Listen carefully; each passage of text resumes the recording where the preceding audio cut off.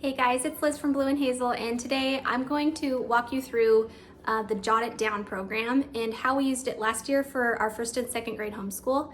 And so this program is the creative writing program from Brave Writer for kids in the stage and age around 5 to 8 years old.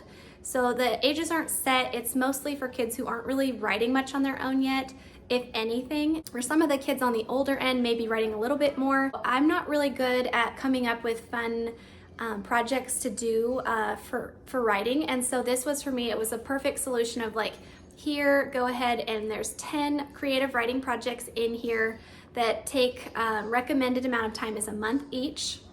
So this would be like one full school year. To be honest, we probably got through about half. We took a little bit longer on some of the projects, and then we also just took breaks and did our own thing for the ones that I didn't want to do. We did this alongside of the Dart by Brave Writer, and that was more of our language arts, where we learned grammar and copy work and dictation, and you won't find that type of stuff in here. My kids weren't really writing very much on their own yet, and we had done some copy work, but you know, they just weren't taking off on like some other kids do, where they're, you know, writing their own stories on their own and, you know, drawing pictures, and writing was kind of a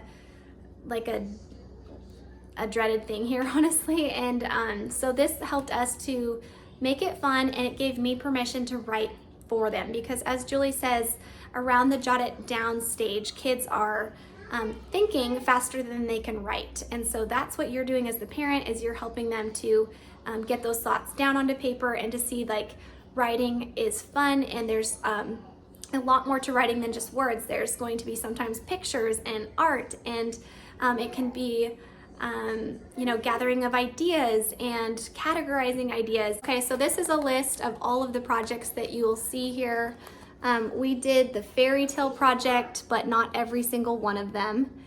We did art appreciation, we did the animal mini books and lists, and we did body art. Let's go ahead and take a look inside, and then I will show you along the way some of the projects that we did with Jot It Down. One free way that you can help support my channel if you enjoyed this video is just give it a thumbs up, and also hit the bell to subscribe for more homeschool videos. Okay, so I'm going to show you what our fairy tale projects looked like. We didn't get to all the stories that we could have gotten to. My kids kind of started to burn out a little bit of reading the fairy tales, because I tried to get as many versions as I could from the library and read them. And then, you know, my son wasn't as into this. My second grade son is my first grade daughter was, so it was a little bit of a pull to get him to do it.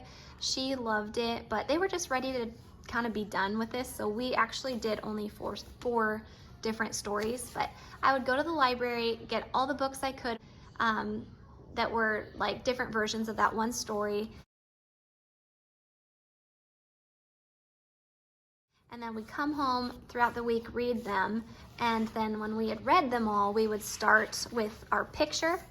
And then, so here we have the 12 Dancing Princesses was one of our first, and then we would write their own version of a retelling of that story on the back. If I could do this again, I'd probably get a full giant page, because it was hard to fit it all on this little page. They're sometimes long-winded. This one looks like my daughter's version of Rapunzel.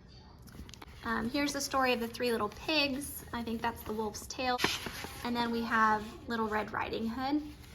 And my son, my second grader, he did, this is his picture of Rapunzel, his retelling of it. And then we have the 12 Dancing Princesses. And then we have his gory version of the Little Red Riding Hood. And then we also have the Three Little Pigs and his retelling of that. He just didn't love the fairy tale stories like my daughter did. Other people in the Brave Writer Facebook group I'm in had recommended to let your kids do a booklet of whatever they're interested in, because the point isn't that you're reading fairy tales. The point is that you're reading stories of something that they're interested in.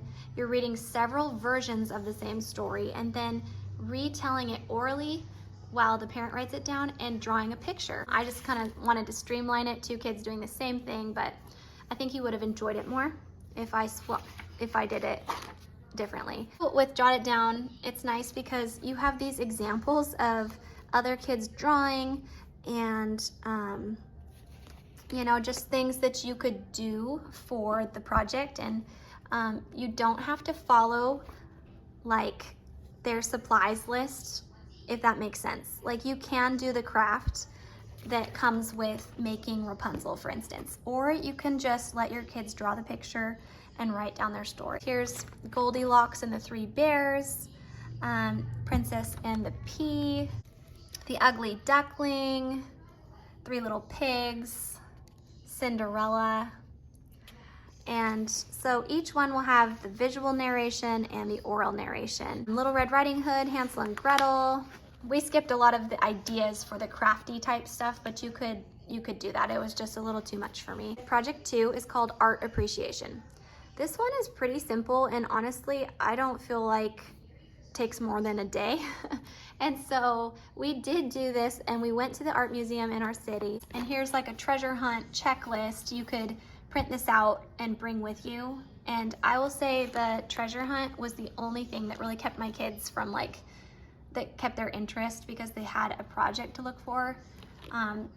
Going to an art museum is not something that I would probably do without some kind of like activity for them. She gives you some different ideas. Matching game, the color of the day, search the museum for paintings with certain color, wheels on the bus, count the wheels on vehicles and painting, treasure hunt, and just gets you to understand a new form of language, that art is a form of language and expression. We did not do the photo journal. It's Julie's version of a scrapbook. I'm the worst at getting pictures printed, so I just this was like overwhelming to me. But that would be an example of what you're creating, and you are making captions for the pictures. We did the animal mini book, and I love this project so much. This was my favorite one we did. We spent a long time here. The process here and the objective, it says, is to allow the child to gather facts, poetry, sayings, trivia, riddles, jokes, and focus on a chosen animal or animals. And you make a mini book. You can do, there's no rules. You can do little poems, you can label, you can draw pictures of, you can do whatever you want. My son decided to do his on bugs, and my daughter did hers on birds. We stayed on it for quite a while. We did jot it down about once a week. I had them pick a bug or a bird they were interested in, and this would be the part where you would need to have some visuals for them, some books to look at. Okay, so the materials that I had purchased for this that worked really well, these little golden guides, these are vintage ones. They have newer ones that are really similar, but they have amazing pictures and facts inside. And so I had my son just pick out a bug he was interested in doing. There's tons to choose from. And then write facts and draw a picture of the bug. Then for my daughter, I have this one. It's a little thicker. So she would go through here and just pick out a bird she was interested in having in her mini book. And there's tons of them. There's beautiful ones. Anyways, you get the idea. And so because a lot of the facts are in these books, he could copy it directly from there, or he could rephrase it in his own words. This was his cover page. He has a book of bugs, and then we have the dung beetle, the monarch butterfly.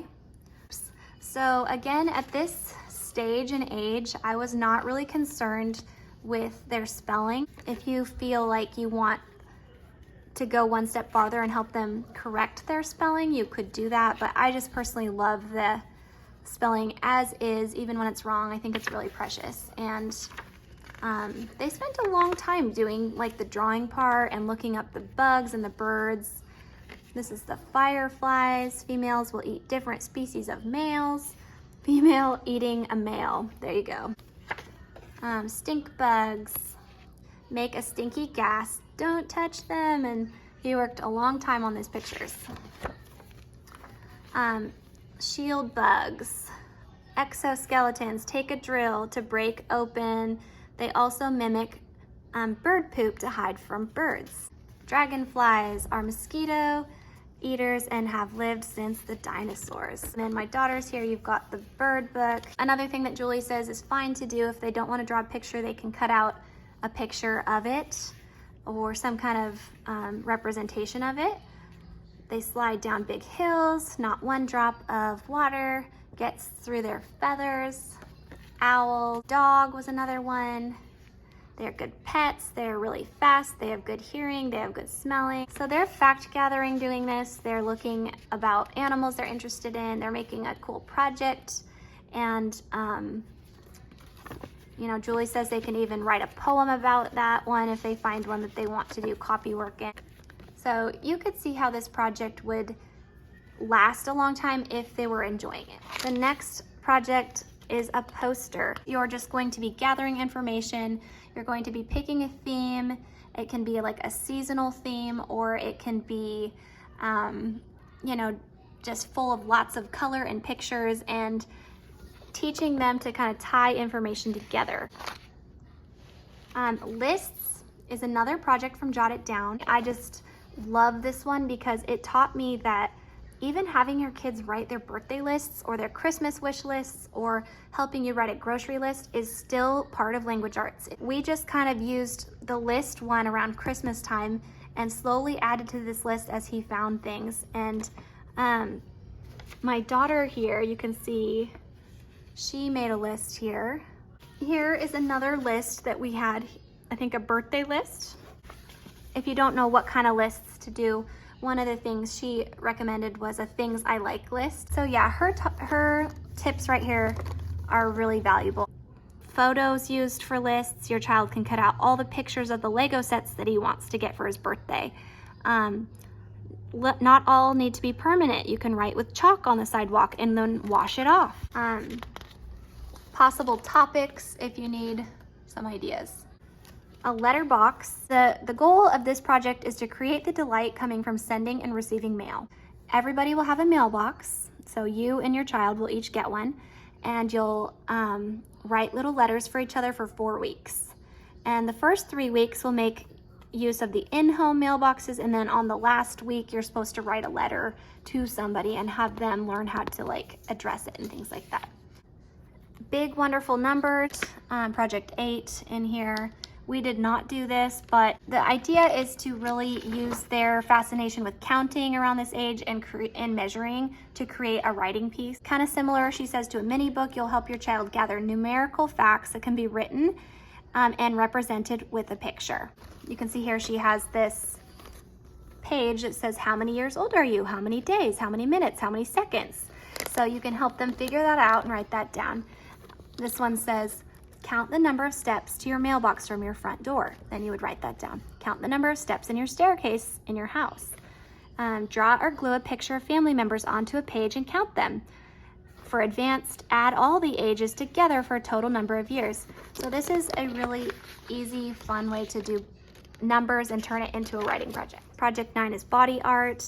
So you'll have a long sheet of butcher paper. You probably remember doing this when you were a kid, and you trace your body on a piece of paper and color in, you know, your outfit and stuff like that in your face. And then you can put personality traits that you write down on the paper.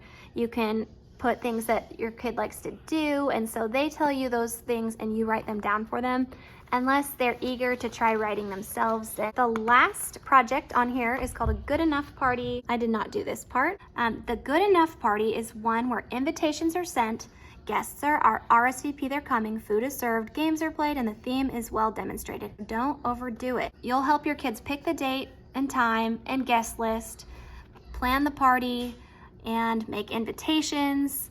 So this could really involve writing if you actually have them help you with a lot of this stuff. And of course, they're gonna love having a party. Jot It Down is a really fun 10 projects in here you can choose from. Make them last longer if you want, or less long. It's up to you. This can be done with older kids, or it can be done with younger kids.